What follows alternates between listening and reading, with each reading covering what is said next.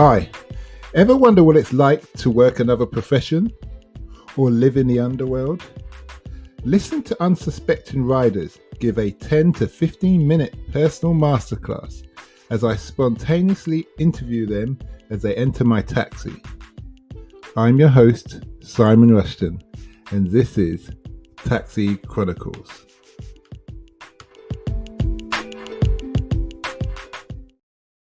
Morning. Yes, we're back with another episode, another rider. Today we have the lovely Abby in the car, and she's in the medical industry, medical secretary. I hope I'm getting her title right. If I don't, she can correct me. And that's right.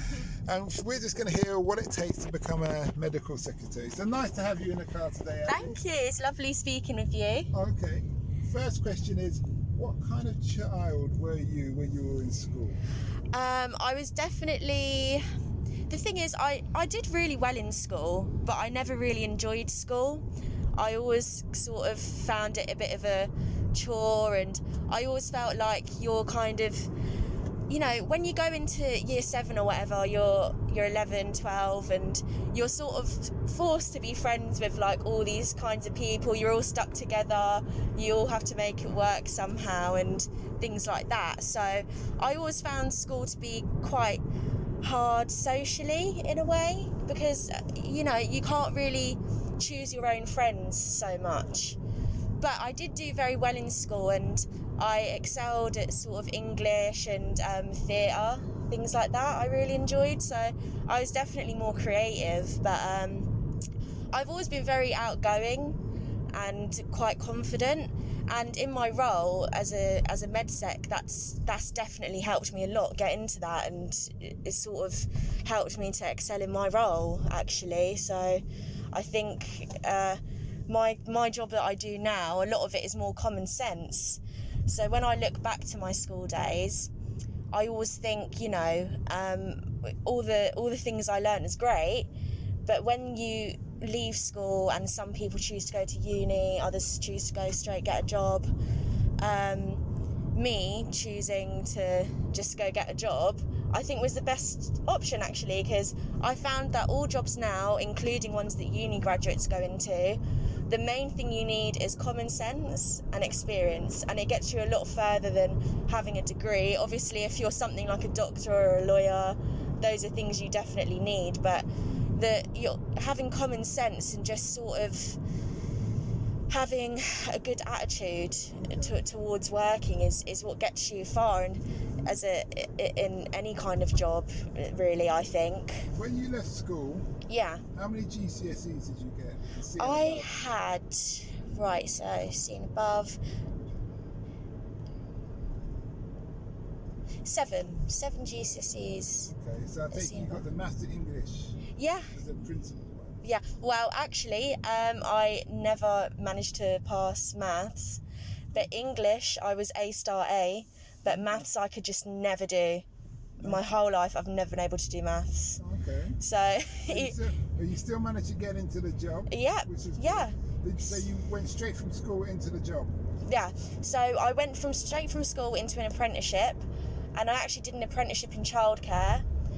Okay. Wasn't really for me. I enjoyed it, but it wasn't going to be great money in the long run and things like that.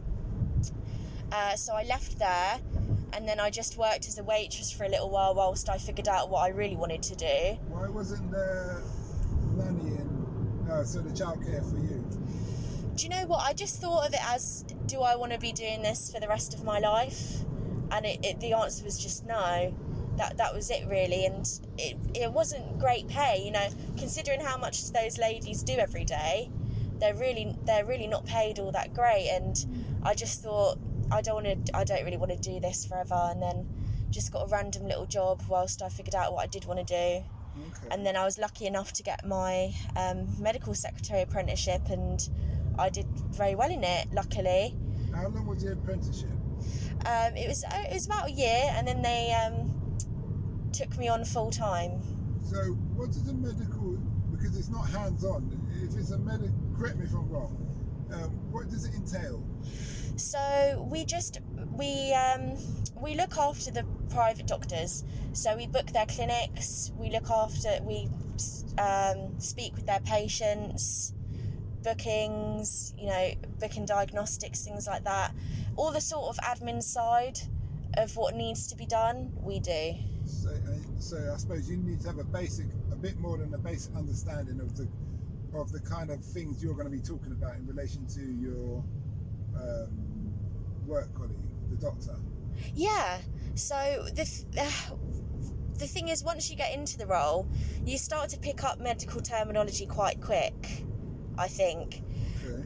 And you'd be surprised, even though there's so many different kinds of doctors, a lot of the time the terminology is similar, and eventually you sort of catch on, and like I said, with the common sense, you can sort of figure things out for yourself a lot. But yeah, it's definitely, that's probably the most challenging part of it, knowing what's what, the names for everything, things like that. Sometimes a surgery can have the longest name I've ever seen, and I wouldn't even be able to tell you one off the top of my head right now. Okay. What you said you speak about common sense. Yeah. Apart from common sense, what characteristics would you say someone needs to have to do the job? Definitely confidence. You need to be confident in yourself and what you're doing, because if you sound like you don't have a clue, that patient is going to make them uneasy. They're going to catch on to the feeling that you feel, you don't know what you're doing. The best thing that I tell everyone who I meet who gets into my role, I just tell them, never say I don't know. Find out. Because otherwise you're going to make yourself sound really unprofessional. The patient's going to think you don't know what you're doing. They could go back and say that to your consultant you work for. So you just always have to have confidence, and even if you don't know, never say you don't know. Find out, tell them, sort of thing. So, but yeah, confidence and common sense are the most important things to have. Otherwise, you're not going to really be able to get very far, I don't think. And that leads into my next question, which is, what would you say you know now that you wish you knew when you started? That's a very good question. I wish I knew that it would be as hard as it is now to sort of, it's when you're a teenager, you can't wait to be older and be like, oh, I'll be working, making money, things like that. But you don't realise all of the responsibilities that come with it, at all, until you're actually doing it. And in the medical secretary field, if you're in a role and then you think, do you know what, I want to try something else, I want to try and get into somewhere else with a different type of consultant, it's extremely hard now to find medical secretary roles, actually. Is it? Yeah, it's really not. There's a lot of people who want the job? Or? Well, there's a lot of people who want the job, but also there's lots of people who've stayed in those jobs for years and years and years. It's dead man's shoes. Yeah, and have lots and lots of experience compared to you. If I went for a role and another woman went for the role, but she's been working as a medical secretary for 15 years, I've been doing it for 2, her chances of getting it are much more higher than mine would be, Okay. So you're going to have to be at your workplace for at least 5 years. Oh yeah, definitely. Yeah, to get more and more experience. And then get more money. Exactly. Because you get more money by changing jobs. Yes, exactly. But you've got to make sure you've got the experience built up to leave that job and find a new one. What is the impact you want to have on the world? Impact I want to have on the world.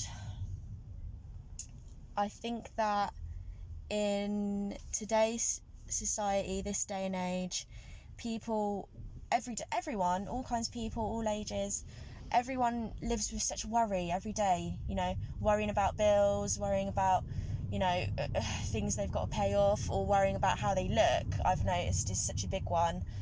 But people always need to remember that it's not how you look that gets you anywhere, it's the kind of person you are. And I wish that more people could feel more confident in who they are rather than what they look like, because who you are is what's going to get you where you need to be and where you're meant to be, not how you look. And I feel like young people now, because of social media and stuff, I mean, I have social media, you know, I love social media, but I do recognise that it's really not a good influence, really, I don't think, in a lot of ways. I think so much of it isn't real, is fake, and people make out they've got these amazing lives, like being an influencer, and it just sort of, I think it sort of ruins people's perception of reality, if I'm honest, you know.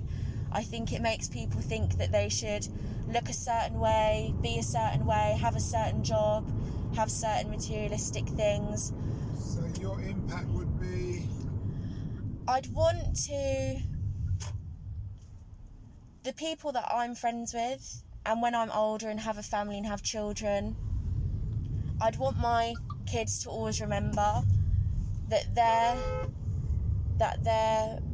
you know, who they are is the most important thing, and to never lose that. So yeah, I think that I'd want my impact to be that anyone that I come into contact with throughout the rest of my life, I want them to feel as though they can always be themselves and not have to worry about what people think of them, you know. Just be you.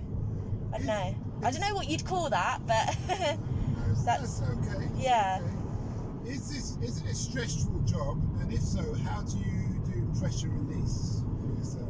Yeah, I mean, of course, yeah, it can definitely be just stressful sometimes, you know. Patients can get very stressed out with you know, be a bit rude sometimes, but it's nothing we're not used to. But in my free time, I really love going out with my friends. That's like my number one thing to do. Love to go out for some cocktails. But I'm a big movie buff. Okay. I absolutely love movies. I always have my whole life. What's your favourite movie? My favourite ever movie is Edward Scissorhands. Really? With Johnny Depp. Yeah, that's my favourite film. Is it because of Johnny Depp, or is it because of the actual movie? It's because of the actual movie. I think I watched it when I was about 4 or 5, and I understood it so well, and I was crying, and I thought, oh, why is she leaving him, you know, like, I understood it so well, and I think, so it's just always been my favourite movie ever since, because it just makes me feel happy, you know. You watch everything with Johnny Depp then? I do. I am guilty of loving Johnny Depp. Okay. I do love anything with Johnny Depp. Truth reveals itself. Okay. But I love films in general. I'm a big Quentin Tarantino fan. I like Tarantino movies. I like kind of the old 80s cringy, cheesy horror movies.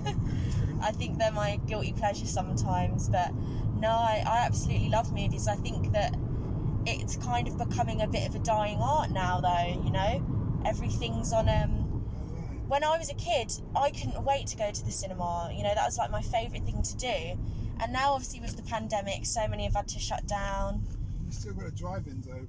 Yeah, we've got the drive-ins, but there's not as many movies being released at box offices. They're all on streaming services now, like Amazon, Netflix. Yeah, you know, so there's not really that much of an excitement anymore to be like, oh, go to cinema and see that. Like, it sounds like such a simple thing, but it's something that I actually do really miss. I feel like, you know, the pandemic's just sort of taken those little luxuries away, and I miss the small things about it. Well, thanks a lot for that. It's been a great interview. Thanks so much. And we'll catch you later. Great.